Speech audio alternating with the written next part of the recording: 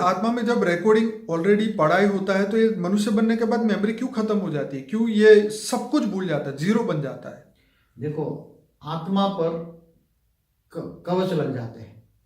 आत्मा पर सबसे ऊपर परम आकाश का लेवल लगा, फिर परम वायु, परम अग्नि, फिर उसके ऊपर थूल आकाश, थूल वायु, थूल अग्नि का अंदर पड़ बन गए ना आत्मा पर। तो हर मनुष्य के ऊपर ये पड़ है। हाँ, तो हर मनुष्य पे कई लेयर, अलग अलग कैटेगरी की अलग अलग आत्मा है ना। आज तो धरती पर तो दूसरे यूनिवर्स गैलेक्सी से आए हुए मनुष्य है ना, तो उसकी कैटेगरी तो हाई है। बेहद की भी आत्मा है, तो बेहद की आत्मा तो हाई क्वालिटी, बेहद की कला के परम प्रकाश से बनी हुई आत्मा है।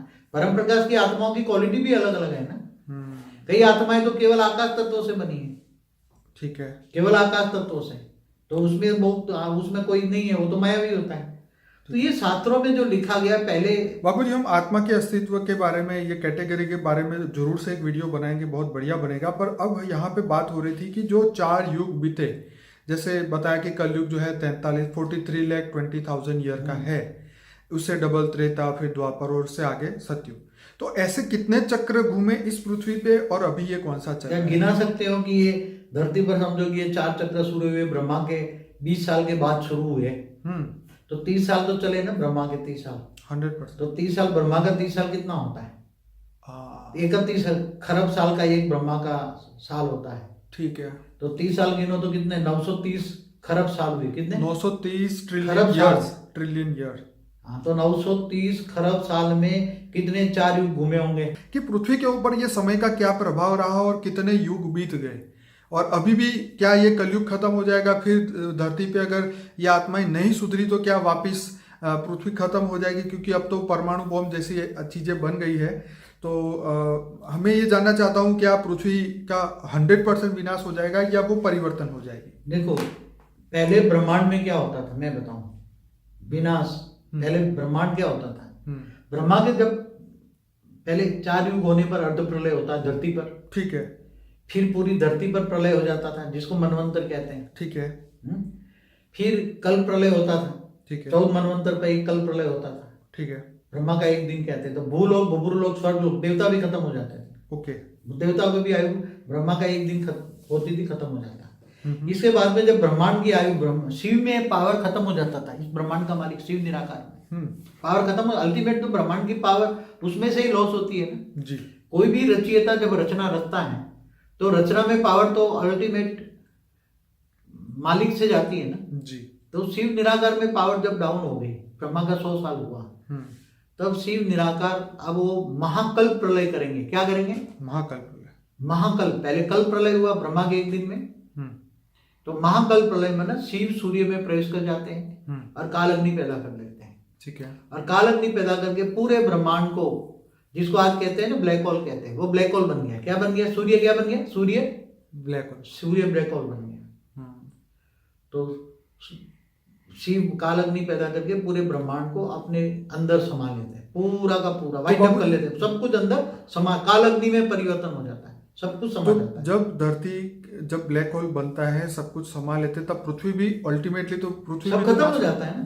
सब धरती के 5 तत्व अभी सीधे। तो इसका मतलब अगर पृथ्वी अभी भी चल रही है तो इसका मतलब ये अभी नहीं हुआ है जो आप कह रहे हो, ब्लैक होल नहीं बना है। तो अभी तो धरती के, अभी ब्रह्मांड के 50 साल हुए हैं ना, अभी तो 50 साल बाकी है ना। आज देखा जाए तो हमारे ब्रह्मांड का 50 साल बाकी है ना।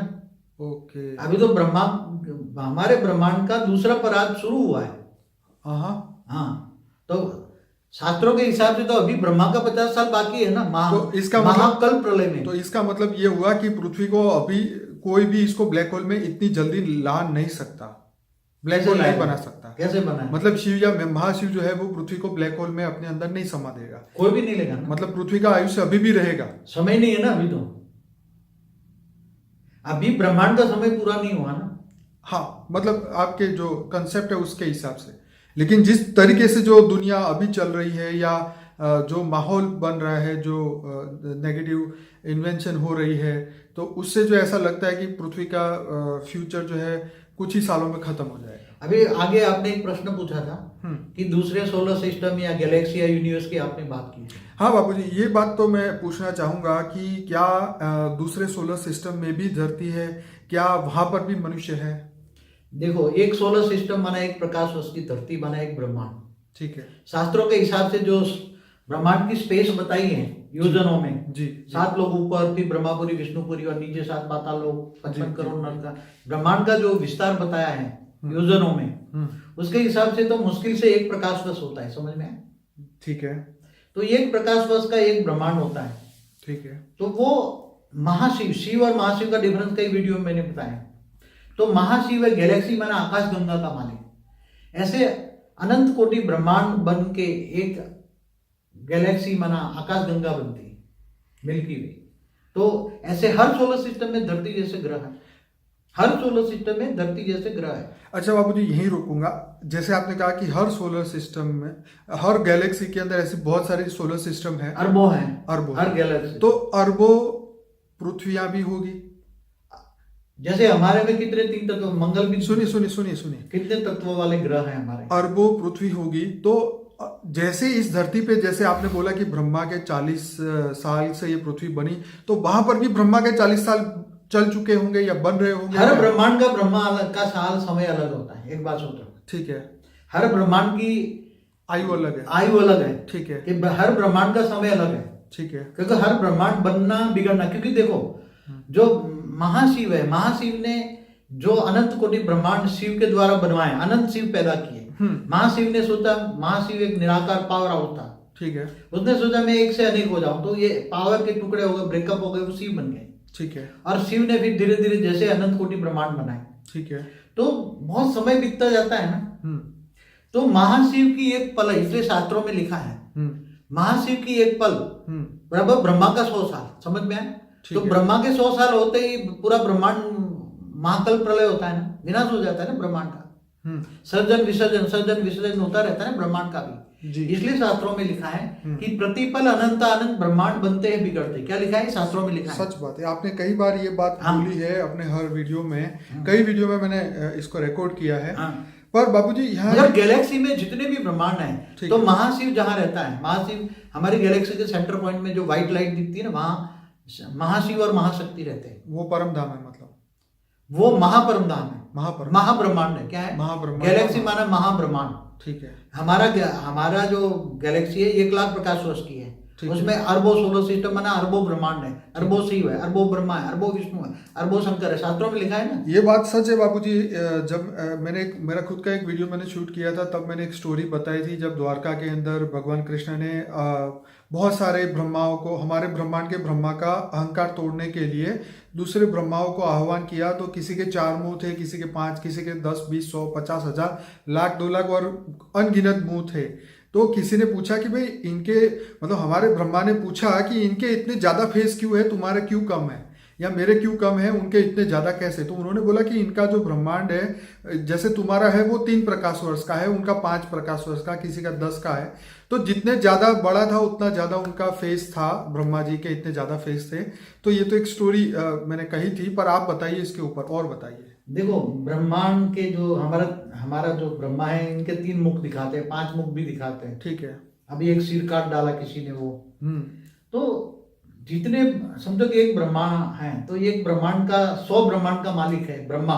ठीक है।